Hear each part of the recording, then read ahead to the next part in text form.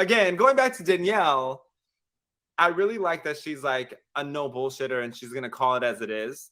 And, you know, what was refreshing this episode is that Dolores actually didn't have to host something. Yeah. Danielle actually did. And she hosted the mozzarella party, which is right there. And I think it was such just a refreshing moment. It was cute. It was fun. You know, there's Margaret with her cute cast on. But if you notice in the photo, there's a distance between Teresa and Melissa because they were already feuding at this moment. They had just gotten back from hosting an event in LA together that they were contractually obligated to do. And there was kind of an awkward interaction, which Melissa talked about on the episode. And I mean, what are your thoughts on that? What are your thoughts on just going back into arguing again with Joe and Melissa, being that Teresa's parents are now, you know, they've moved on into the afterlife, and you know they've had to bury not one but two parents. So what are your thoughts now on them arguing, being close to their 50s? One of them is 50, but the other one being close to 50, and that they don't have that parental figures to bring them back together. Well, I think that's the unfortunate, relatable experience with so many of our own families. You know, I won't mention too many things, but like I've seen things within families where, you know, while the matriarch is here, everyone will connect. But you know, the moment that is not around, it's going to change. Just, you know, because people are really only there and will make sacrifices and compromises for the sake of when the parents are here. And so the parents aren't here, so it's really each of the people, their responsibility to take that on. You know, is it so bad? Have I been wrong, done wrong by this person so many times? You know, that's the really complicated thing. It's like everyone's like, oh, you have to have loyalty to, you know, your family. And it's like, but there's some people that are toxic to you, you know. So I'm not really getting into Teresa or Joe or whose fault it is. And obviously everyone knows I'm such a Melissa Gorga stan. And what I'll say in that space is that, to me, I feel like, how many times has Melissa tried to kind of like not, you know, put fuel on the fire? You know, she continues to try to like not make it a thing. It's almost like it's that hard experience. I don't know if you've done this with anybody in a family setting. And I say family setting because, again, you kind of have to connect. You don't want to lose the family, the bloodline or whatnot. You don't want to do that. And so in some ways, I always say friends are better to you than family. That's not a blanket sentence. I don't mean that 1,000%. But I'm saying you really do abuse sometimes the people you love and care about in terms of family, because you feel like they're always going to be there. And I just feel like how many times have we seen Melissa kind of try to not really, you know, walk on eggshells. Maybe Joe's a little louder, not breathe and, you know, kind of keep Teresa happy, and it's still never making her happy. So and again, I wanted to do this recap where we acknowledged and honored the fact that there are so many tree huggers. I am not one of them. I don't think Russell is one of them. So I wanted to make sure I'm not a tree hugger. Not that I was, but I just want to make that clear. I'm not a tree hugger. Okay. Back to you. I knew you weren't, because you're too cool to be one. I was like, oh no, he's Gorga Hive all day. I just Look, know, you know. Yeah. Remember what Joseph looked like in that last photo shoot? Come on now. I gotta be a stan Joseph. Come on. But the whole thing is just complicated. And speaking of photos and stuff, I thought it was really good on a, you know, these are called reality shows, but at one stage they were called docu-series or whatever. Docu-series. Throwback.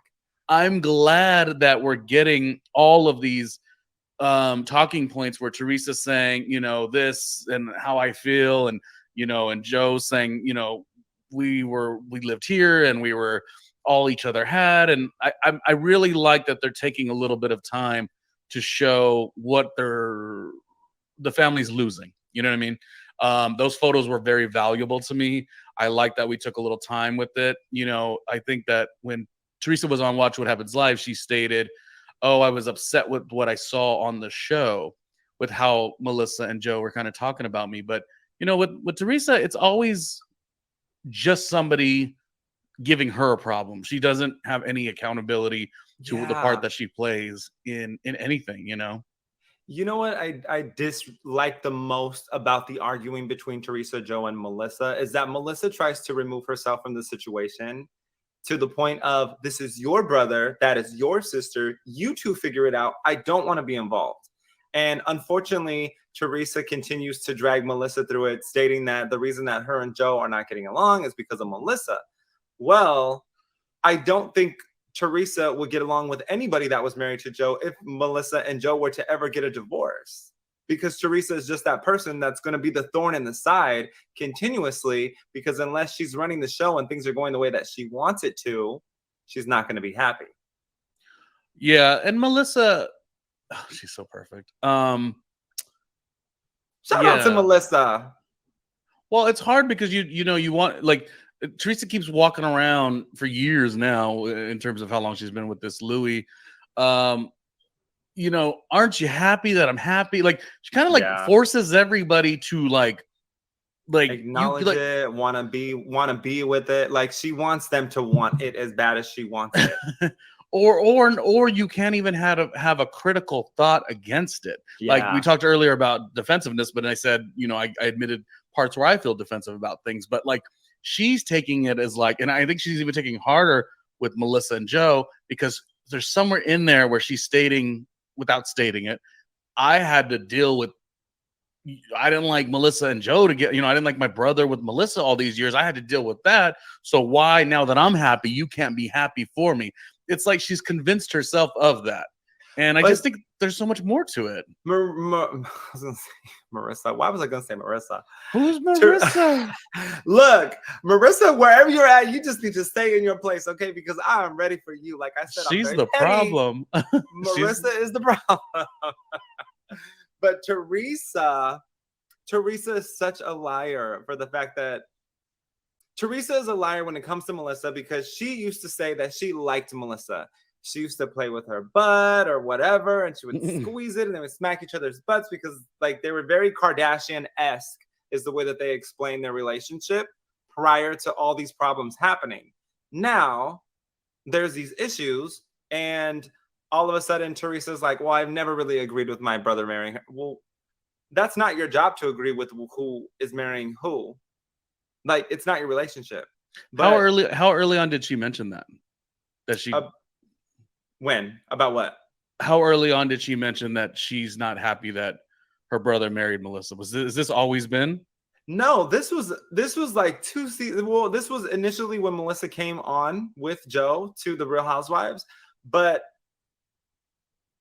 when Melissa already established her place on the Real Housewives of New Jersey, they spoke about how good their relationship used to be, and they used to go out together, and they would go to the Jersey Shore together, and they would enjoy each other's time.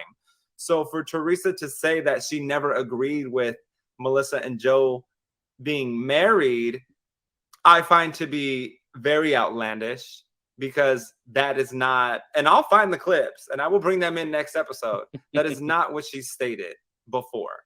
Yeah. Teresa's very wishy-washy. She's only going to admit to something if it works in her favor. So if her and Melissa are good, oh my gosh, we used to have such a good time. I'm so glad we're not fighting anymore. Love, love, love, love, love, mwah, mwah, mwah, mwah, mwah, like she does on Watch What Happens Live.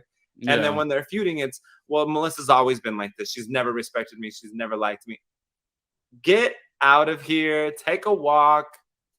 Look, they held you down when you were in prison. They held you down when you were going through your issues with Joe. They held you down when you were single. And they still tried to hold you down when you married Louis. But unfortunately, you keep creating enemies. So eventually, when someone gets backed into a corner, they can't help but to defend themselves. And that's exactly where where Joe and Melissa are at right now. Agreed, because I don't think that Joe, out of all the people, I think Joe and Melissa, people could, kindly say in the comments a different side of this, but I really do think they were just trying to be cordial, even though in the pit of their stomach, like, they probably were like, Louis, is this the right fit? But they kind of did exactly what Teresa requires and what she demands, which is, you got to just loyalty to the family to a fault. And so I just feel like there's a part of credit that Teresa is not giving the grace to them. Like, she should scratch her head, Teresa. She should scratch her head and say, scratch, scratch, scratch, and ponder. And Say scratch, scratch, scratch. Got it. Teresa should scratch her head, scratch, scratch, scratch, and ponder, like, they kind of really were showing up for me, and they may not have been down with Louis. See, Teresa doesn't have a lot of, like, when she navigates things in her mind, it's really an all or nothing, because we see her saying, I don't want to get into it, and then the next moment she's screaming. I mean, she wasn't screaming in this episode, but I'm saying she's done that a lot. She's done the passing off of things, like, oh, it's not a big deal, we're still talking about that, this is no big deal, and then, like, it festers and she gets really mad. So I just wish she had more of a skill set with how to communicate, even within her interpersonal communication, where she could just understand that they might not have been down with this guy, but what does family do? Family shows up for family. Yeah. And I don't think that's being seen, and here's another thing. This is subtopic. I know we got to move along quickly today, but everybody making it like Gia is the greatest kid ever. I just have not understood that. I mean, I guess it's like when the bar is low, it's just like, it's like, but I don't understand, like, when last season they're like, oh, Gia gathered her uncle. I'm like, what in the no respect having ass is that? Like, is that what we're really doing? Like, if I'm an uncle, do I want my niece or nephew talking like that to me? Now, I understand the whole concept of, like, defending yourself, but, like, the uncle, you can talk to your uncle that way? Because I'm gonna tell you, I can't talk to my uncles that way. Look, and I know that was from last season. I couldn't talk to any of my elders that way until I got to a certain age. And even at that, like, I still walk around on glass. Yeah. Because it's just, because again, my mom is so strong and tough that if we ever spoke out of place to either one of her siblings, she would check us right there. If not verbally, she just might backhand us, not condoning abuse, but, like, you just don't disrespect your elders and you don't overstep your boundaries. This is something between, Teresa and Joe. It's not something between Teresa, Joe, Gia, Melania. Like, stop involving your kids. This is why you're in the predicament that you're in. You involve too many people in this relationship. Every relationship is your hand in mine. It creates a circle, right? Once you extend that circle, that's when things start going haywire, because you're adding other people to the group. Boom, there it is. You and I. Right. Ronnie, boom, this is you and I. As soon as we add someone else into, if you and I were to have a disagreement, if we add someone else into it, it's going to be a bigger problem than what it is, because you and I are both going to seek the outside source to find out what their perspective is, and their perspective may not be right. Yeah. And that's what happens in this situation with Teresa and Joe, is Teresa seeks out validation from Gia, who is still learning about life herself, because she's in her early 20s, who hasn't made the major mistakes that we've all made and that we're still continuing to make and learn from. And a 50-year-old woman is asking a 21-year-old child who's right and who's wrong. You're only seeing the one side of the perspective. That's why you're getting validation from your daughter, because she's only seen your side of the picture for so many years. So of course she's going to agree with you. And of course she's going to have anger towards her uncle and towards every other girl that you don't like, because she's been in your corner by default for so many years. Also, I mean, I guess she doesn't have a chance. They don't really get to decide how this is going to work on camera, but, and I also know that Joe and Melissa's kids are younger, but you don't really see the Joe and Melissa side, like, bringing in their kids. I mean, again, they're younger, but you see such an encouragement of Teresa's side to be like, yeah, they're bad, or not even if Teresa encouraging them, but if they get snappy, she doesn't say, like, oh, okay, listen, okay, that's still your uncle. Like, I want you, and you work it out with them. I have my problems with my brother, but, like, that's still your aunt and uncle. Teresa really don't do that. She's kind of like, yeah, girl.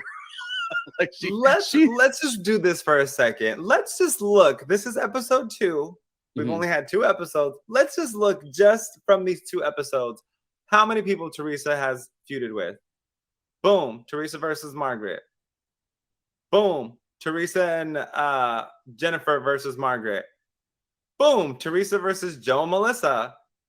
Boom, Teresa versus Melissa. Like, how many people do you have to go up against in your cast for you not to realize that you're in the wrong? Because let me tell you, as the audience is progressing with the show, they're starting to see the lies, the deceit, the dysfunction and the cover-up that happens with Teresa. Yeah. And that's why people are calling BS on what's going on with Teresa, because we are seeing it unfold. Editing only has so much to do with it. And going back to season 2, when Danielle Staub used to blame editing for the way that she was portrayed, Caroline Manzo and Teresa Giudice would say, no, that is 100% of who you are. So there you go. Look who's calling the kiddo Danielle Staub. None other than Danielle Staub's twin right now. Okay. The way he comes for Danielle Staub when we're talking about the sky being blue. Look who's calling the kiddo. Look who's calling the kiddo Brandy Glanville. Okay. Oh, geez. Here's a couple good points from Courtney Stewart, who's watching us live. This is why I like it, because again, I feel how I feel for sure, but because I'm so far of enjoying anything that really Teresa gives on the show, much less her kids, I sometimes maybe won't see the full picture. And again, we're just recollecting from last year. So what Courtney said was, okay, well, I was going to read the next one, but we could do this first. Here, we can read the next one. This was the one I was going to go off first. She said, Gia was also defending her dad, and you can't fault her for that. So, and that definitely could be stated in the conversation too. Either way, I just didn't love it. You know what I mean? I didn't love it. If Joe was causing the problem, if Gia was defending, I didn't like any of it. I just didn't like any of it. So Marsha says facts. Oh, we must have said something correct. All right. Look, about my pettiness. That's what she's talking about. Facts. Yeah. Stay petty, stay toxic. That's been all. See y'all later. Just so the other comment you did put up, we might as well read it because we put it from Courtney. Okay. And also a big shout out to Courtney along with Jesse and Daryl. They have a Next Mood Swing. Please follow that YouTube channel. So go to youtube.com/Next Mood Swing. They're up Thursday nights. The show has got variety. Yes. I mean, they talk about topics in detail, and the three of them are very, very talented. What Courtney wrote here was Gia is a star. Okay, so you could see the side of her that's a star. I love that. But you can't fault her for how she's talking because they're all disrespectful as hell.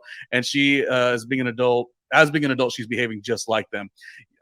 Another great point. I mean, she's acting along the lines of what she knows. You know, it is a family or families that, you know, it's not necessarily about looking in the mirror and being accountable. It's how am I going to defend myself and tell you what's wrong with But again, this goes back to Teresa not being able to correct her daughter. At the end of the day, you are the parent. That is your child. You are not their friend. You are their guider. You are their confidant. You are their disciplinary individual. You are structuring your children. So when your child steps out of line, and when your child is being disrespectful or talking about other women in your friend group or talking about your brother and getting involved in things that she shouldn't be, it is important for you as the parent to turn and say, this is none of your business. I will handle this. You don't get involved. This has nothing to do with you. And Gia's not that bad in general. I just am more so shocked when I see online or an episode of Watch What Happens Live or Gia's a bartender and there's like this big fascination with like, oh, she lives, give her a spinoff. I'm like, Gia's not that interesting. But Courtney said she was a star. So maybe there are people that really see her as really amazing. I know she's doing some good work now. She's kind of transitioned into trying to do something that will be beneficial for her father in terms of law. So there's goodness for sure. I don't have that in me. I don't have that like, yeah, she's amazing, great for television. I just don't see that. I don't see the star quality, you know.